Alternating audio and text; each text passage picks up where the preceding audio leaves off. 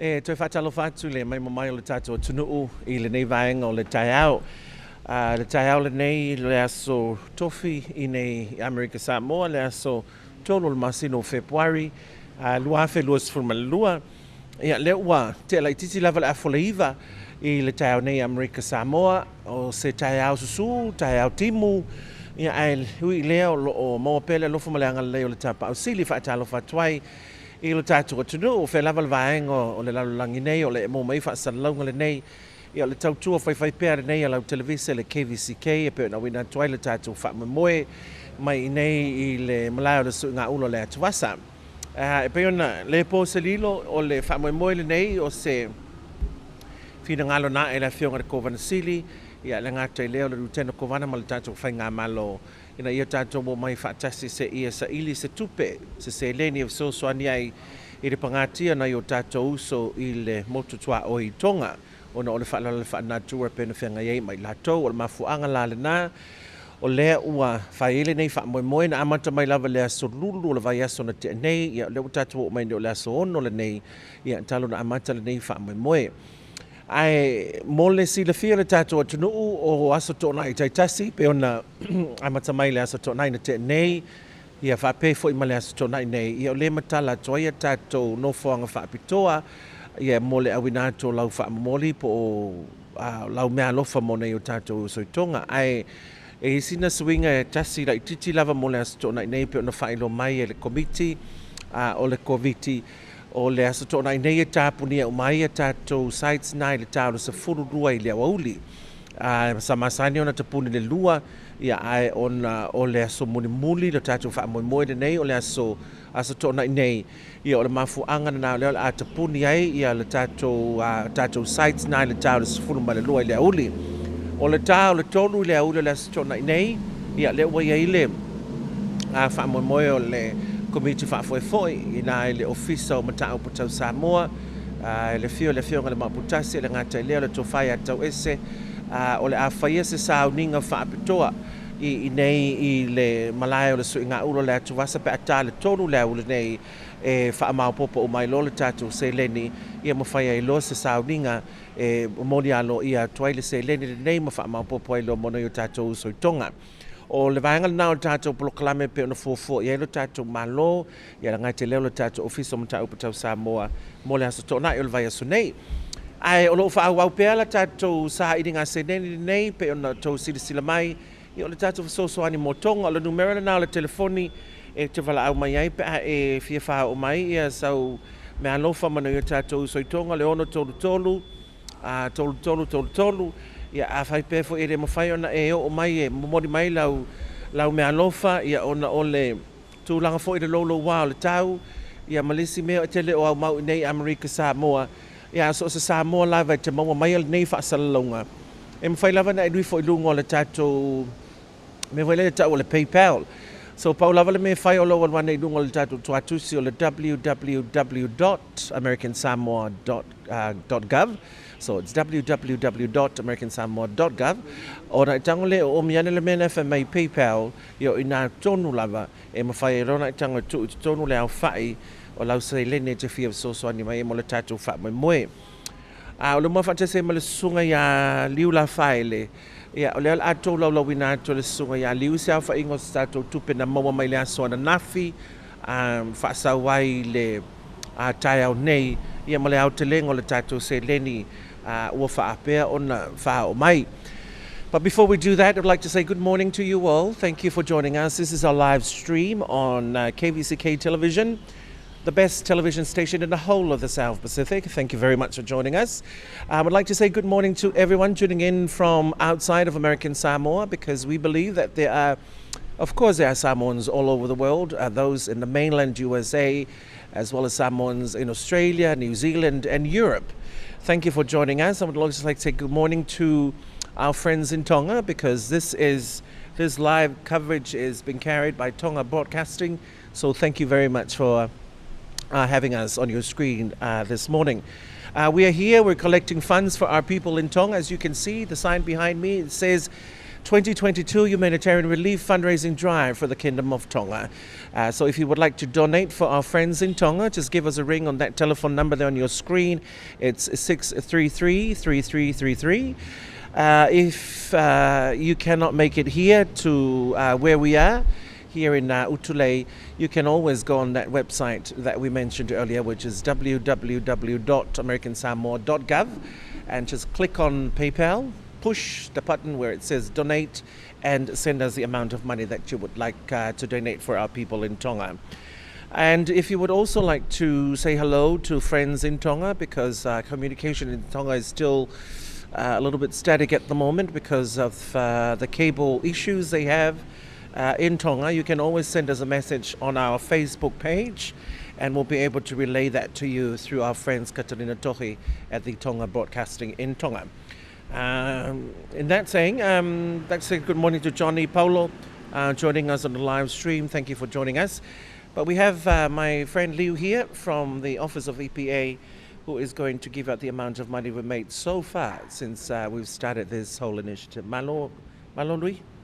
Malo i le leitos, tā manuia, tā tō alpaia malo si tātou tunu o lo mau mai o tātou whasalaunga ia i le tātou whale televise pe o nei sao no tosi, whawau pel wha mo mo le malo i le nei aso i ulava o le tō ulu ma le malo losi fo i o wanga le nei taia o pangalea ia e le tau mate fo i le lo lofi mai o le tunu e fo ai pe o nei e le wha mo moe ia o le tō wha fo i na moe le kovana ma le whainga malo.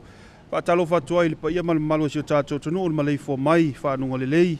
Malo le tau atai malo foi ia le nofo tapuai a walo foi lo foi nga malo i lo sa ilinga fo ia pe sa ili foi ia tulanga le tatou sosoani o foi le uso malo ia pol tua o foi Tonga to si ole asona na fina tapunia le fa mo le malo i la o ino se le ni mal fo ai le tunu e tapunia i le amount po le fa inga le tatou se le ni na ai e lua se lau onos fultasi afe lua se lau fitus ful tolu tā la. Lua se lau ono tasi, afe lua se lau fitu tolu tā la, $261,273. Ia le nei tai aula, ia wha o mai e tūlanga o le tātou, nisi foi o le tunu o sa sosoani mai, e mai se mata ngā luenga o le malo, le alana o mai le sosoani le ofisa o a onga, ia e afe ono se, e valu afe ono se lau 5.5. Valu afe ono se lau 5.5 le fo ai le ofisa o a onga. Le fionga le fatui a misa le fua Hudson, e afe tā la le sosoani le fionga le fatui, o le fioanga inu uli le ekalesia AOG, mai le fioanga inu uli e afe tā la le sosoani. O le tātou company telefoni, po le American Samoa Telecommunications Authority, po le Astica, e tolu afe tā la le sosoani. O le tātou ekalesia Assembly of God, po le AOG Fitiuta, e 5 se lauta la le foa i el tātou ekalesia. O le Assembly of God i Cocoland, sunga whawhenga ia Elia Savali ma le faltua, ma le ekalesia i 5 se lauta la le sosoani. O le sunga ia Alice Iloilo, e 2 se fulu tā la, sunga ia Aisa Tusinga mai futinga, e fast fulu tā la le foa i, e o mai le taiao nei. Ia, sfulu wha afe na fitu se lau sfulu 5, fa popo le tātou au whainga mai ana nafi ia o le tupe o lo o teo nei ma lo o ia ao le tātou whainga malo i le neitai au e 2 se lau fitus ful 5 afe 1 se lau valus ful ma le valu tā la 2 se lau fitus ful 5 afe 1 se lau valus ful valu tā la. The amount accrued from yesterday's amount Tosi, which is $261,273 in addition to the donations that were made this morning and were received this morning and after hours from yesterday, 14,715 in addition to the carrying on amount from yesterday.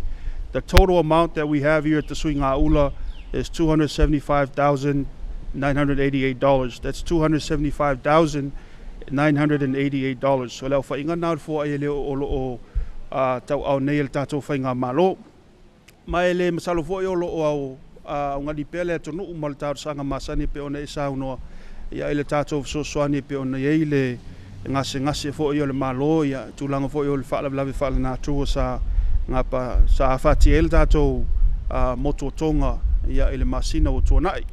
E tātou sa ngātu ile atonu ule nāua watu le tātou numero le telefoni mo nisi fesili ia po tūlanga fo i o le au ina mai o lou afsosoani ia me whewna wala au mai li mta mai tai la lelei o le tātou ofisa au lelei o le ASCPA ia leo lo alala atu i tua ma ua marsunga ia tosi ia ua sauni e tali lau wala au afe tala pe lalo mai pe lunga ia talia lava i le anganga whaalalo ma le anganga whaaftai tātou olo o mau mai whasalaunga ia tunu mau me se lava na i o tātou uso matua whaafine ta mamti naolo o i ta whao taua ia po vaenga au fo i o le malo ia le nawa i le tātou PayPal account le tātou email na PayPal tr.as.gov ia po le tātou tuatusi fo i o le amsamoa.gov e mwhai ona e kiliki ai ia ma awina mai elo fo e pe ona i le tātou sa ilinga se leni o lo i nei mai talia fo inisi o sosoani atos e ala i mo meo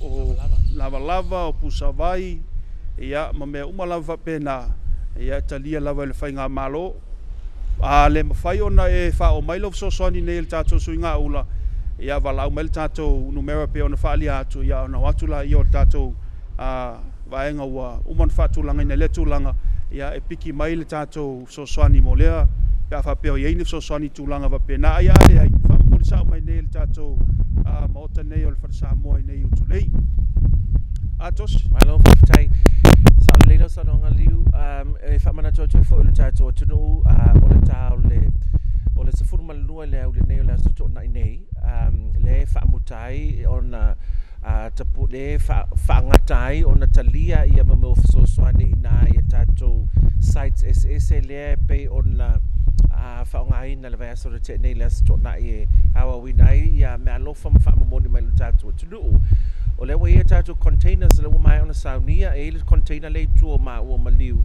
a whape le mawhai o na wha o atu lau sosoani e tātou sites na i le au le store ai le la sau nei i o na momoni mai lole i nei i le tātou whare le nei o le suinga ula i le malaya le suinga ula le atu vasa le meo lo o tātou whaasala lau tu sa o tuai e whaonga e tātou container e tua ma ua e tu i lau whaamamoli ai o le tālu sifun malua la le aso tōna i nei e whaamutai o saitsi e mati talo noa tuai mo meo whale i e fu i e i nai vai meo tāfuna i a ngai tuai leo tātou whale o loa i e peo na ta watu e aweanga i eilau sosoani ta puri le sifunu lua i o na au mamai leo tātou sosoani o se leni o la whapeo na au ina i lea aso i o na whaamau popolo lea wai tāle tolu le aso tōna i o na whailo leo le sauninga whaapitoa i nei le suinga ula e whaamutai lo tātou whaamoemoe ia ma whaapea lon whaamapopoi le tātou fua i ma mea umala au ina mona i o tātou soitonga.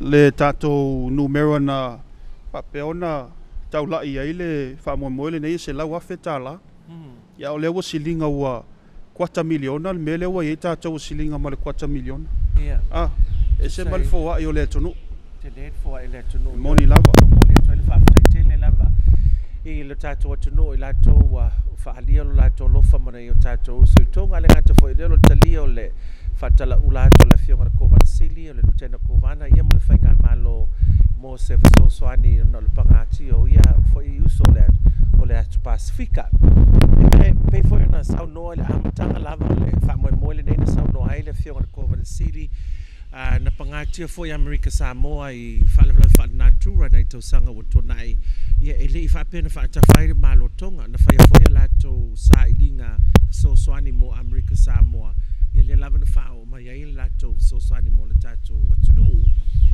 ia le ngata lea pe fona sau nole la fionga na kovana sili o le totele i o alo ma whanau o tonga na feola ma soifuane i tutonu nei o Amerika Samoa Elena mo e whaamamonga pe to lima afe ea pe sidi atua la ititi lava le au whai o tangata tonga le community a tonga i nei Amerika Samoa ia o le mafuanga na o le whai a whai o le nei sosoani na ia mawai se tatou tupe fua ia tuai mona na i tatou uso no lea whaalavala pe ona whengai mai latou ai o lewa tau mai ia le whiawina atu lava le whaadinga whapatoa le nei o le lefu tātou mai le Official Homeland Security mo le whaafunga mai o le tātou tunu o lewa mai se whaalinga o se whaalinga tau whapatoa le nei mo le matanga nuenga le puipuinga o le loto i whale wa whailo mai o le Official va ai tau i tāfuna wa i nei se lapta inga mo tā whenga ma lolonga mo tutuila au nuu manua ma Swains. Wa mafua lea ono le mamafo timunga o lo lunga pe lata mai fo i dea tunuu.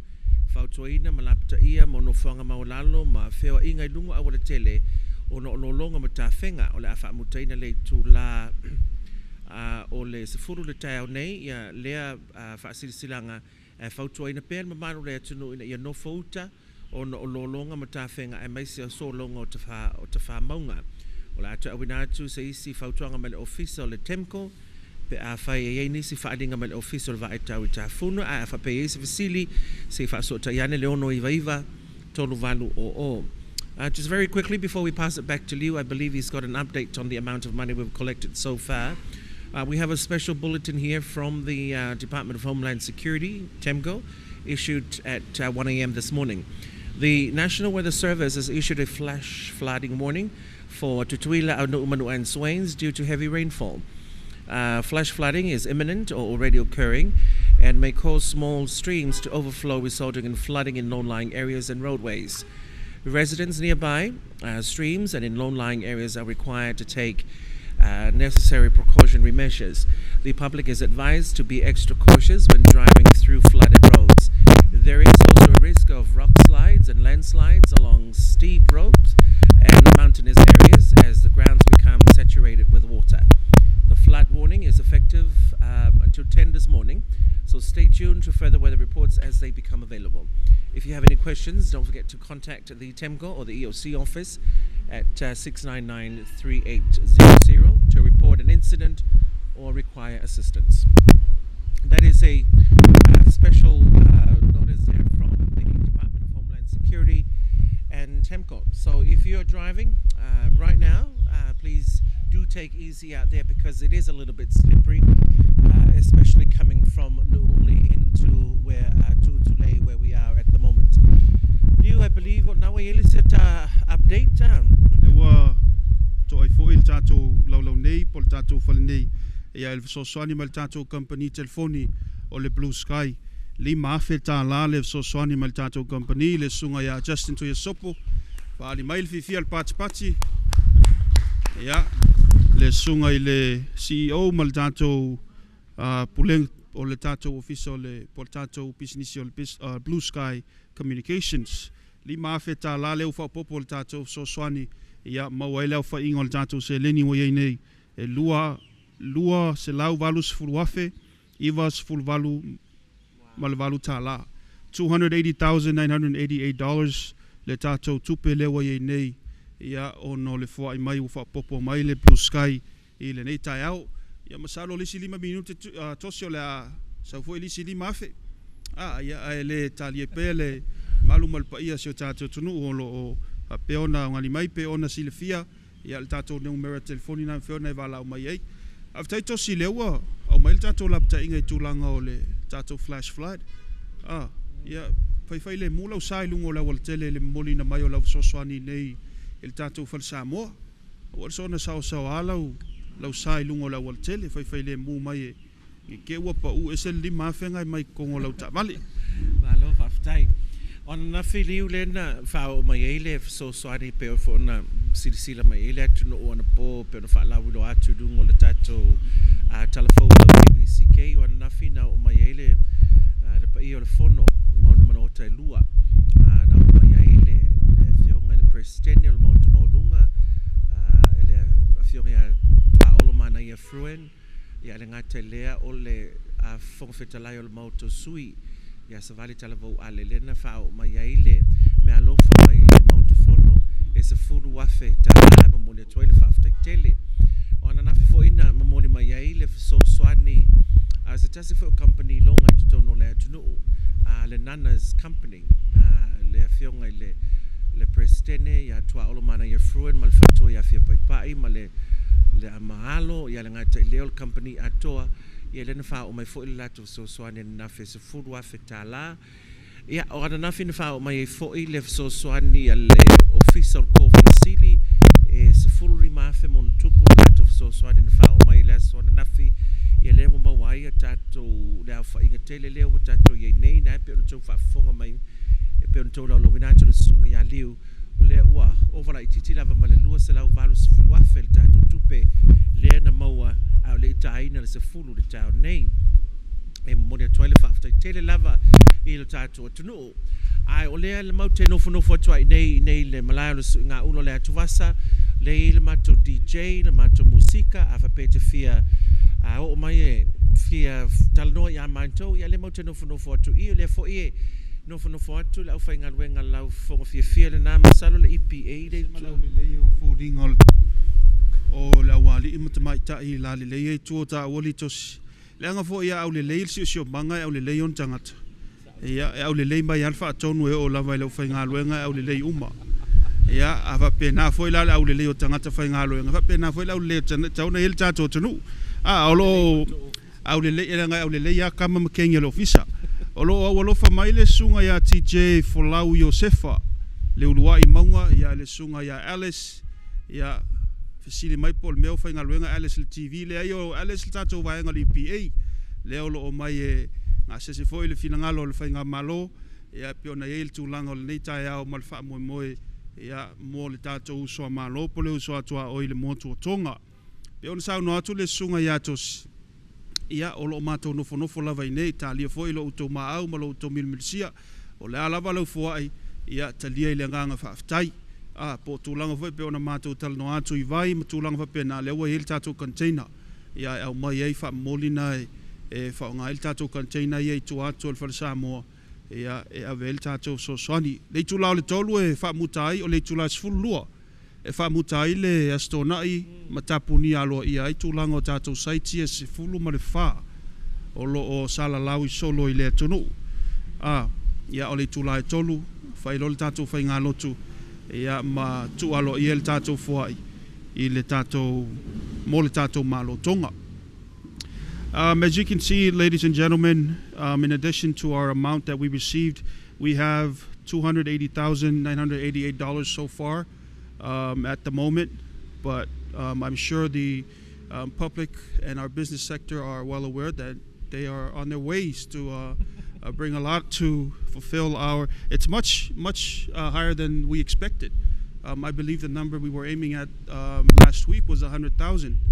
But now we are more than $250,000 to, and it shows the love of our people for our Tongan community, for our brothers and sisters in the Kingdom of Tonga, and it's nothing that you see so often, in many cultures and also in many regions of the world. But we see them now, and not only we're donating, there are also multiple countries that are putting together an effort, such as the United States. China, Australia, New Zealand, they are all putting together a collaborative effort to bring resources and especially COVID-19 testing kits, Tosi, because of people that have been bringing these aid to the Kingdom of Tonga. Multiple cases have been detected of COVID-19. Right. But, doesn't take away the fact that people are donating to Tonga at the same time that we are gathering and compiling our own donations to the Kingdom of Tonga. Speaking of the COVID situation in Tonga, I'm just looking at the news here. This is an update from Radio New Zealand International, where it says Tonga's new Prime Minister believes the resilience and strength of people will get the kingdom through the impacts of the volcanic eruption, the tsunami, and now COVID-19. Earlier today, the Prime Minister, together with the Minister of Health, said that one of the first 2 reported cases has since tested negative, but he remains in isolation in one of the camps in Tonga. The total number of positive cases in Tonga now stands at 4, down from 5, as originally announced yesterday. Tonga remains in lockdown, with all shops closed and people ordered to stay home, just for precautionary measures. So yeah, it is a difficult situation in Tonga. They have to deal with what's happening, and on top of that, the COVID situation, which is really something that Tonga was really worried about prior to opening up to allow foreign aid coming into Tonga. So it's not just Tonga. We've also got the Kiribati. Yeah. There's Kiribati as of this morning. They reported more than 400 cases, community cases. So it is a really serious situation in the Pacific right now. Mm-hmm. Samoa is also dealing with 31 cases, Yeah. and they believe that there will be more. There will be more. Yeah, that there will be Yeah. more. But Speaking we're very of COVID fortunate. cases, Yeah, we have 19 cases so far. we have 19 cases so far, and let me just quickly give an update.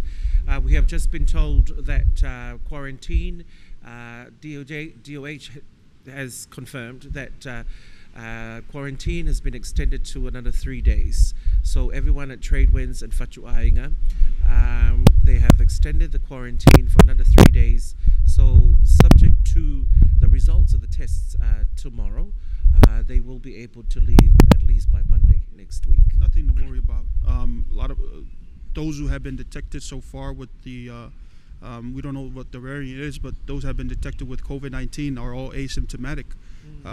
Haftai ele tua ele sisi o afaina pe o tinga ina. Mel nai fatawa ya alfa yo le ali litos. Fa yo le tui. Fail tui, Fa level tui e pui pui ai. fail tali fofonga pe Io. mai. Fa lua leina maua ul fa mai tos. E moi, Fa lua na maua. i Amerika. Ya Melika. Okay. Ya Wanya ungol fama. yo aunga masania pe o le FIFA. Fa tinga ai le tino. Ya ole ngala lo tui le ana le tinga ai nai. Fa ftai ai le tua maua le malos. Fa foina ya. Toi fo mai le tunu. Amuia tatou lo saunga le muma. Malpui pui sio tatou tunu ya ele ngase.